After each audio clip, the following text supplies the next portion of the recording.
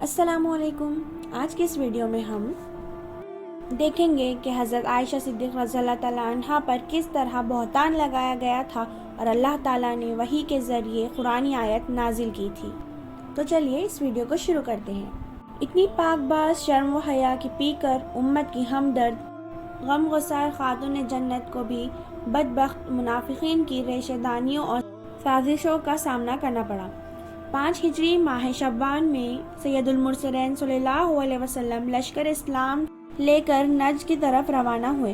نجد کے قریب قبیلہ بنو مستلق کا مشہور معروف مرسی نامی ایک چشمہ تھا۔ وہاں لشکر اسلام کا کفار سے آمنا سامنا ہوا، لیکن خون ریز جنگ کی نوبت نہ آئی۔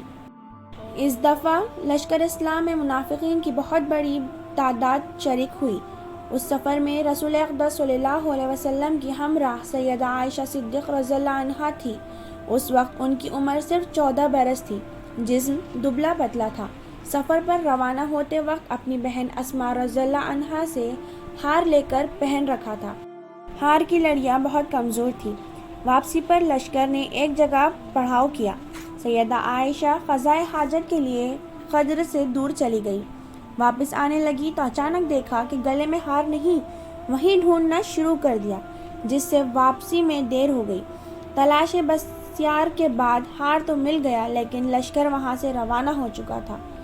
طریق کار یہ تھا کہ ساربان محل اٹھا کر اونٹ پر رکھ دیتے اور سفر پر روانہ ہو جاتے۔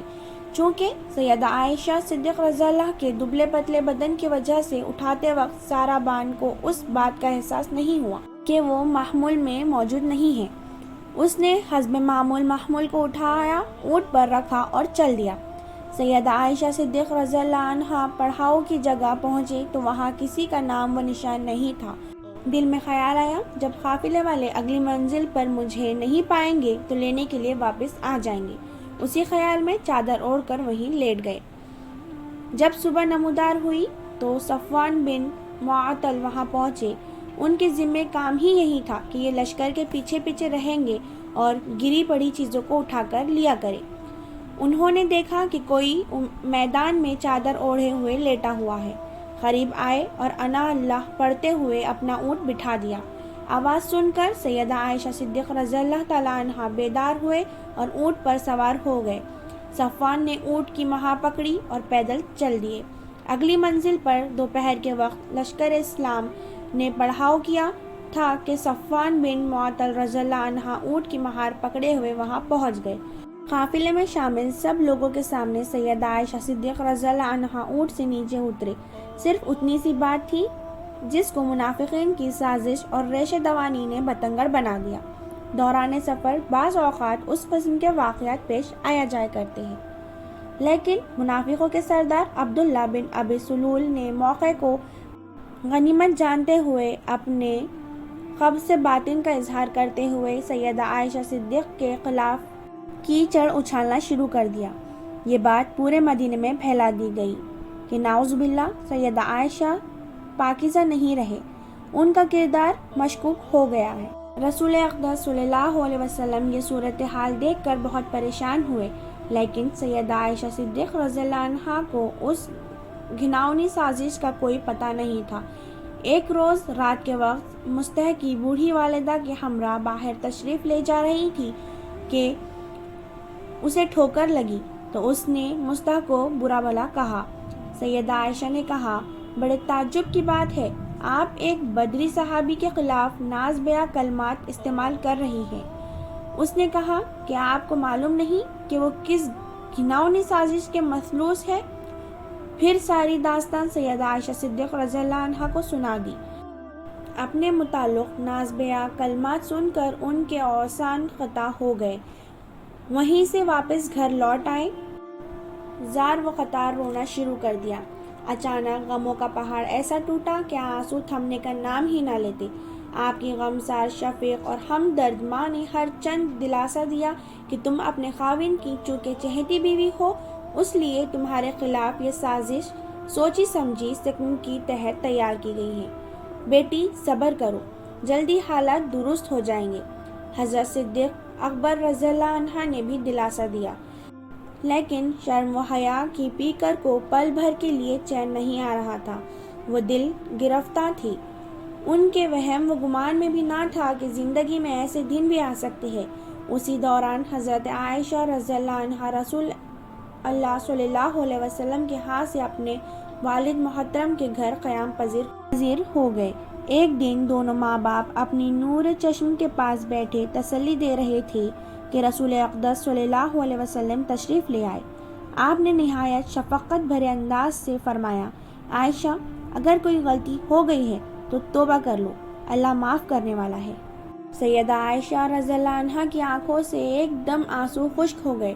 اپنی والدہ سے کہا، اماں جان، جواب دو، میں آپ کی گود میں پلی ہوں، آپ کا دودھ پیا ہے، آپ کے آنگن میں پرورش پائی ہے۔ لیکن والدہ خود غم کی تصویر بنی بیٹھی تھی، دل گرفتہ، افسردہ اور پریشان تھی، خاموش رہی، مہر بلب تھی، آنکھوں میں آنسو تیر رہے تھے۔ بے بسی کا یہ منظر دیکھ کر ابا جان نے کہا، آپ ہی کوئی جواب دے۔ وہ بھی خاموش رہے۔ یہ صورتحال دیکھ کر خود ہی مخاطب ہوئے اور کہا، اگر میں اس ناکردہ گناہ کا انکار کروں اور میرا اللہ خوب جانتا ہے کہ میں اس جرم سے پاک اور بالکل بری ہوں، آپ لوگ اسے سچ نہیں مانیں گے، آپ کے دل کی تسلی نہیں ہوگی۔ میں اس موقع پر جب یہ بات زباں زد عام ہے، حضرت یوسف علیہ السلام کے باپ کا جواب ہی دینا پسند کروں گی۔ لہٰذا میرا جواب یہ ہے، صبر ہی بہتر ہے اس کے خلاف جو تم بیان کرتے ہو۔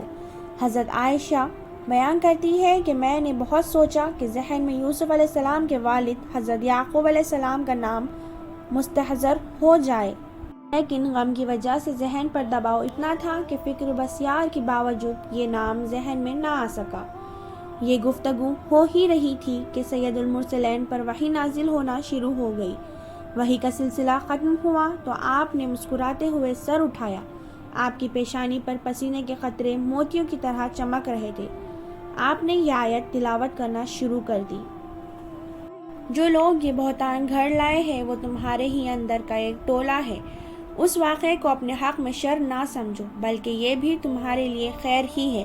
جس نے اس میں جتنا حصہ لیا اس نے اتنا گناہ ہی سمیٹا، اور جس شخص نے اس کی ذمہ داری کا بڑا حصہ اپنے سر لیا اس کے لیے تو عذاب عظیم ہے۔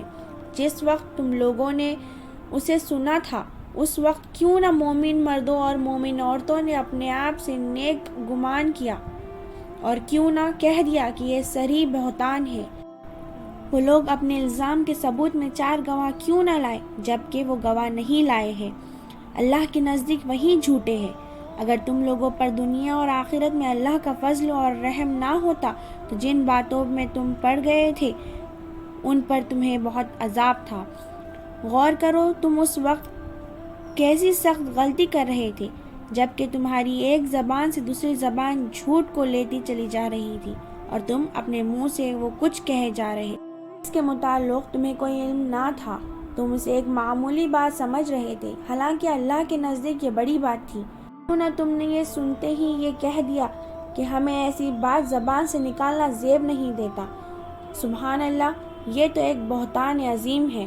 اللہ تم کو نصیحت کر رہا ہے کہ آئندہ کبھی ایسی حرکت نہ کرنا اگر تم مومن ہو، اور اللہ تمہیں صاف صاف ہدایت دیتا ہے، اور وہ علم وہ حکیم ہے۔ جو لوگ چاہتے ہیں کہ ایمان لانے والوں میں فحاشی پھیلنے، وہ دنیاوی آخرت میں دردناک سزائے کے مستحق ہے۔ اللہ جانتا ہے اور تم نہیں جانتے۔